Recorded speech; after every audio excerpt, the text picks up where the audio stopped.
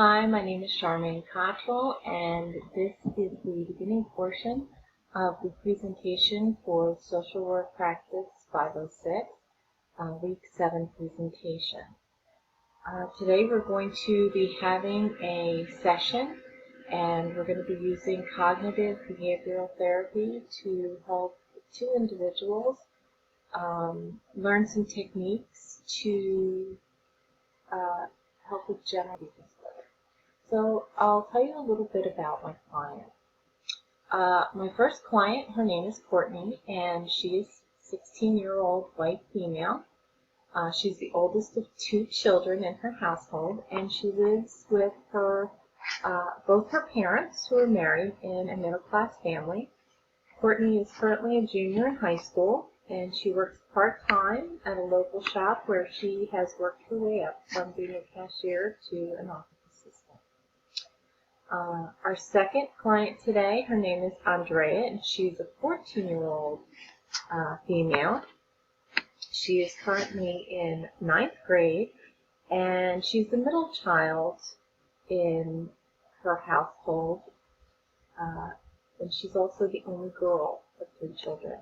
She lives with her single mother in an apartment in the inner city. Now, just so you know, in doing the 2 girls in this session, they do know each other. They know each other from school, obviously, because they're in a small school district. But they also know each other personally. They do play sports together, and their families have known each other for a long time. So they're both very comfortable with each other. They're acquainted, and we've picked a mutually comfortable place for us to meet, so that hopefully the 2 of them can role play with each other and work through some of their challenges today. So to tell you a little bit about their anxiety, Courtney has general anxiety disorder, as does Andrea. Courtney's symptoms are stuttering, turning red, feeling like her heart's pounding. She has found some techniques that help her to deal with some of her symptoms, not necessarily in the best of ways. Courtney, when she spoke to me last, said that she digs her fingernails into her hands when giving presentations in a closed fist manner, and she was actually recommended for therapy after she punctured her hand, and the school counselor, the teacher sent her to the nurse, and then she went to the school counselor. Andrea has moderate to severe anxiety symptoms. Her symptoms include pounding heart, facial flushing, shortness of breath, and on occasion Andrea has stated that she becomes so overwhelmed that she has trouble seeing because the anxiety the symptoms just gets out of control.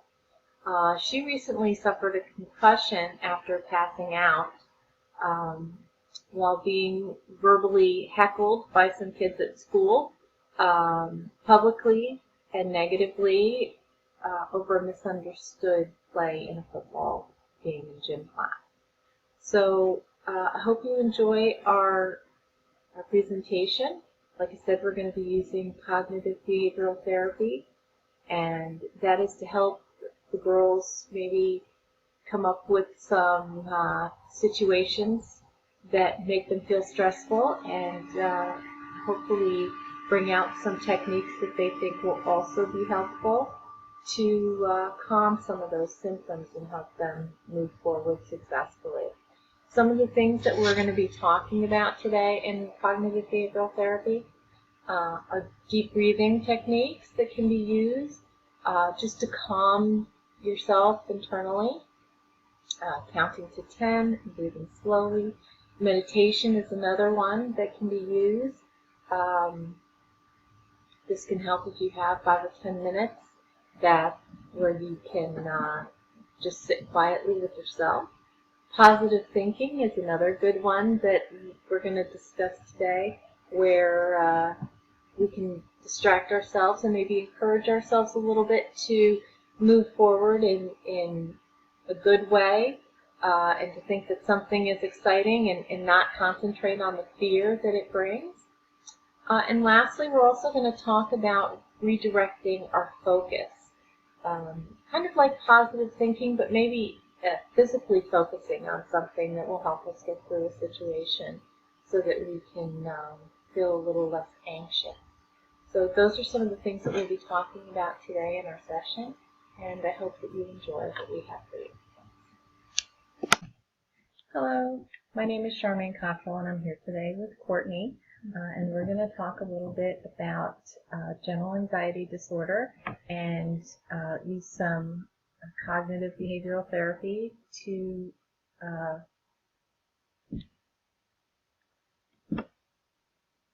Hi, I'm Charmaine Cottrell, and I'm here today with Courtney Foreman.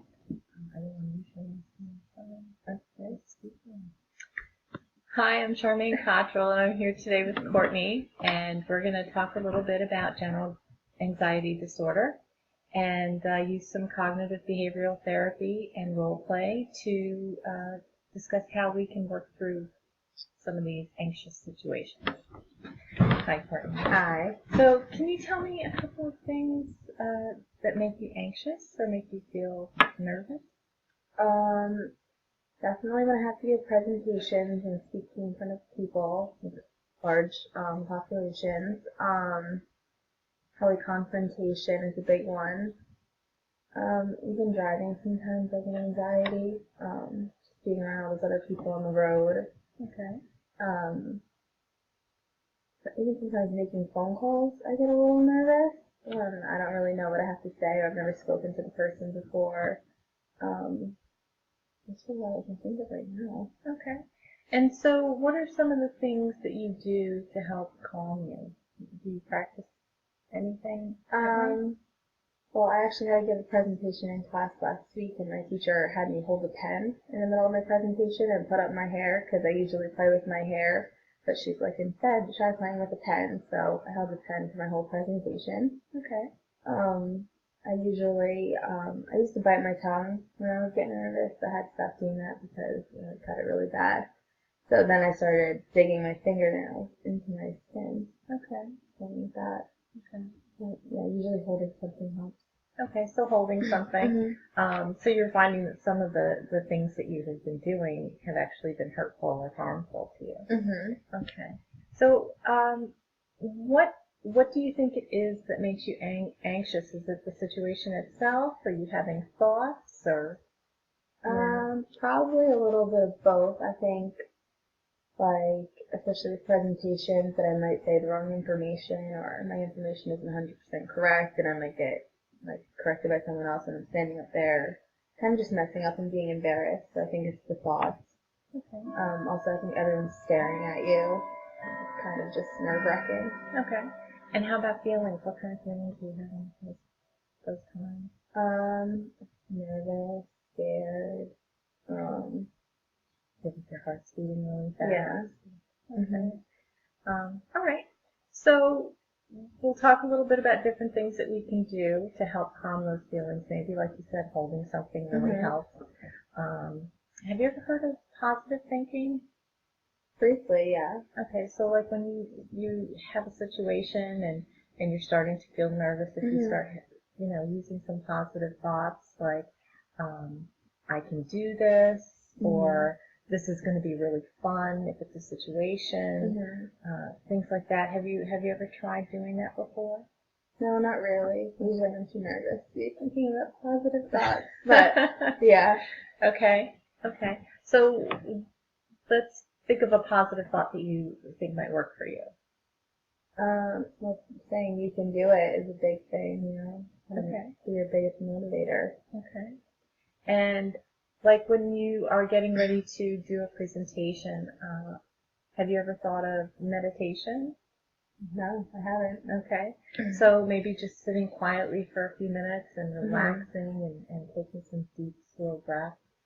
that can be another way to help you when you're going to face some of those Yeah. situations. Okay, so positive thinking, deep breathing. Let's see, what's another one? You said holding something, Mm-hmm. or even refocusing. Like you're so focused on having to stand in front of everybody, and you tried refocusing on something different. Well, I find myself when I do presentations, I like to have what I say in front of me. Mm-hmm. So then the problem with that is I don't look up at the audience enough, and I find myself looking down the whole time. Okay. So I feel like if I find that balance, then I help with like refocusing, because I kind of have to focus on two things at once, what I'm saying and the audience, and making that connection. Okay. So when you're doing a presentation, are you actually reading, or is it mostly memorized? I try to memorize it, but I feel like when I get up there, I kind of draw a blank. Okay. So I always like to have the paper there as backup. But then even if I do know it, it's always that constant reassurance, like, do I really know it? So then I have to look at the paper. Okay. Okay. It's kind of like my safety blanket. No, I get it. I get it. And holding something was part of it, and that helps you to refocus. Now, I'm just curious, on your paper, do you usually just have main point ideas? Yeah. Okay, good. Mm-hmm. All right. So since you have that main point idea, and if we want to talk about maybe refocusing a little bit, you said connecting with the people in the audience is kind of where the challenge comes in. Yeah. Have you ever thought about picking a focal point that's maybe just above everybody's head, but you're not directly looking at? Okay. And have you tried that? No. Okay. That's a good idea. Okay. Okay. So that might be something that we can try. And it'll help you feel a little less anxious, right? Because you're still doing what you need to do, but getting through that feeling. Okay. So let's try a little role play. Okay. Do you want to pick a situation that you feel a little anxious in that we can try to role play? I think we should do the presentation, because that's like my biggest. Okay. Okay. So I'll be the audience. Okay. And what would you like to read? Would you like to, or do you have something in mind that you've done before? I just did a presentation on bullying. I could read a little bit. That's from perfect. that. That's perfect. You want to try that? Yeah, sure. Okay. So there's on paper. Mm-hmm. Okay. That'd be great. Huh? Cut it out. Well, yeah, I'll just cut it out. It's not a big deal.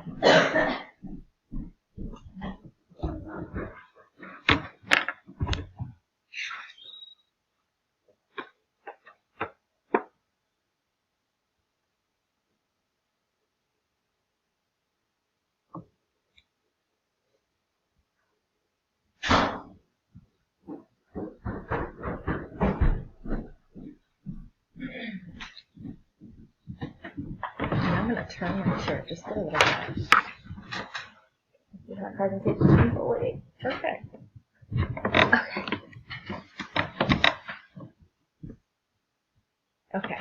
So what we're going to do is, and we're going to pretend that the recording and myself is your audience. Okay. And here's your presentation, and you're going to, go through just a little bit of your presentation with us. So before you start, why don't you look around and see if you can find a focal point that is you have to be looking at the screen or myself. So pick a focal point that's, maybe just above my head or just above the computer, so it kind of looks like you're looking at me, or at least in my direction. Okay. I think that sounds good. Okay. You found something for me, and did you find something for the recording as well? Yeah. I think so. It's like I'm not really looking at you. Okay. That's okay. You're gonna, because when you give a presentation, don't you usually try to look, so things. Right. So people feel that you're really acknowledging them, right? Okay. I got you. Okay. So let's see if that helps make you feel a little better. Okay. So bullying is defined as repeated aggression or power imbalance.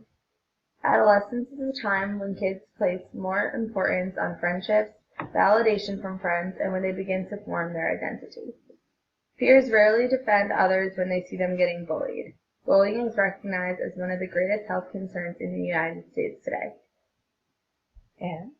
I feel like my eyes are all over the place, but did I do okay? You did wonderful. You did very well. That was really good, and I like the information also. Mm-hmm. So you felt like your eyes were all over the place, Mm-hmm. and it's natural to want to make eye contact, but I saw that you diverted a little bit, which is what we want you to do, to focus on other things. But did that help at all? I think so, yeah, because it gave me like certain points to look at. Mm-hmm. So Okay. So you reached everything. Good, right. So you did make some eye contact, but when you still needed to keep your eyes up, you just focused a little at whatever you chose. Yeah. And that was helpful to calm your anxiety from that eye-to-eye contact. Yeah. That's great. I should definitely do that. So is that something you think that you might use in the future? Definitely, yeah. Okay, that's great. All right, why don't we try one more small one? Okay.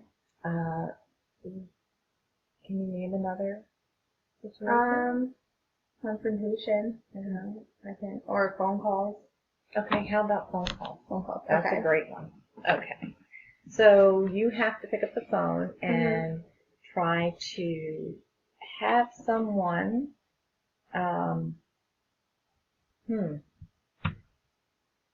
can pick up the phone and call someone you don't know to ask if it's their dog you just found outside. Okay. Is that all right? Mm-hmm. Okay, so let's pretend you don't know who's on the other end. Okay. And what do you find to be the hardest part of this? I guess trying to get my point across in kind of non-attacking way or non-overbearing way, I guess. Okay. All right. So let's do a role play. Okay. Hi, sir. I just found a dog outside, and I was Hello? I was wondering. Hi, sir. I just found a dog outside, and I was wondering if you lost your dog. My dog? My dog? Your dog? What does it look like? It's a beagle. It has brown, black, and white coloring. Yes, it's my dog. Can you bring it over? Do you know where I live? I don't know where you live, sir. Can you tell me what number house you are, and I can walk him over to you? 32 Kramer. Okay. Do you know where that is? I think I do, sir. I'll bring him over to you very soon. Okay, thank you. Okay, you're welcome.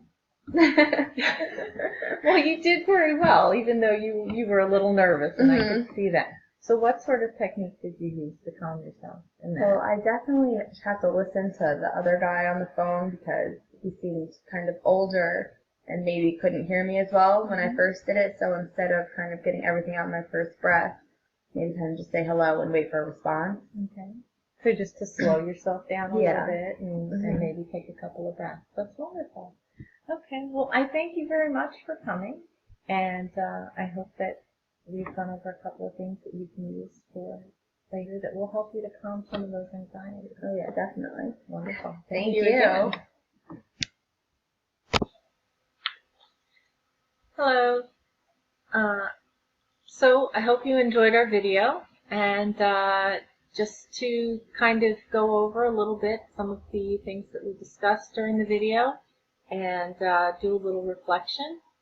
So I wanted to say that during this video as a social worker, I did try to help the client to come forward with their own ideas and mechanisms for calming themselves. As you can see in the video, Courtney came up with how she plays with her hair. She also talked about breathing, and we discussed a little bit of the positive thinking. I tried to help guide Courtney and only to help expand her ideas and useful skills, encouraging her to practice those skills through our impromptu role play, where she read a little bit of a report and did the telephone conversation. It was the whole purpose of that was to help her feel more comfortable in using these skills and not necessarily just talking about them, because if we put them into practice through things like role playing, it helps us to get that feeling and to acknowledge what we're doing and hopefully be able to change that in the future because we've actually participated in trying it before. As you can see, and we planned to originally have our session with 2 people with different levels of anxiety. Unfortunately, Andrea was unable to be with us today, as she had some anxiousness about the session, and I think the fact that it was being recorded was added to her stresses. And in the preview to the video, I did explain that she had a moderate to severe anxiety symptoms that occurred. And so she was actually here, but she decided to sit on the side and just kind of watch the session. She still did not choose to participate, and that is okay. We'll continue sessions maybe in the future with her. So, just to let you know how I prepared for the assignment and I prepared for the session with Andrea and Courtney. One of the things that we did do is I did make a phone call to each of them separately, and we took some time to get some background information on them, to talk about their everyday activities, their family life, some of the things that cause their anxiety, so that we had an idea of what we would discuss in this session today.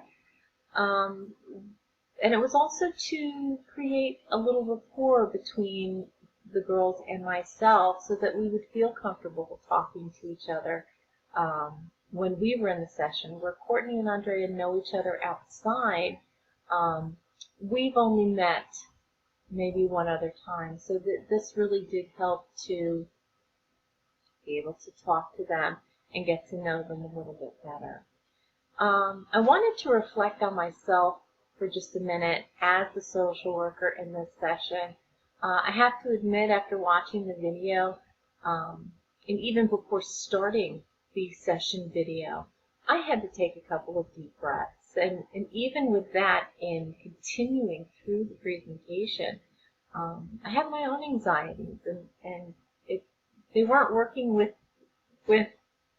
Courtney and Andrea. They were actually the video portion of that, and having to use these skills that we're learning in class with Andrea and Courtney, and knowing that this was for a class presentation and not what I do in everyday life at work. So for me, I noticed anxiety and displays of stress in myself, and some of those things that you may have noticed as well was I may have been a little more anxious when talking to the girls, more excited, rushing a little bit. At least that's how I felt. Again, I'm going to chalk that up to the reality of that we all struggle with some sort of anxiety in different situations, and this just happens to be one of mine.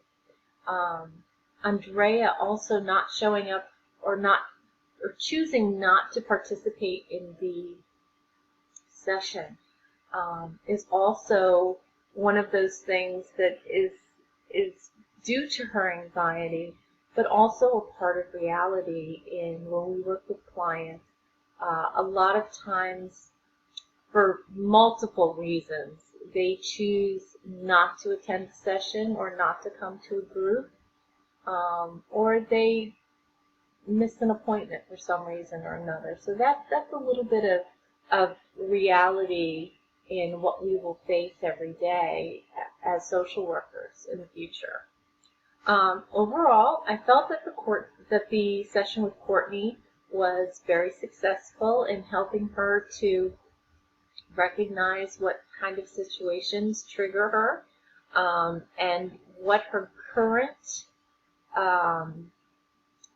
mechanisms for controlling those triggered symptoms are, and whether they're useful or not. Definitely holding something in her hand was something that she found was very useful, rather than playing with her hair.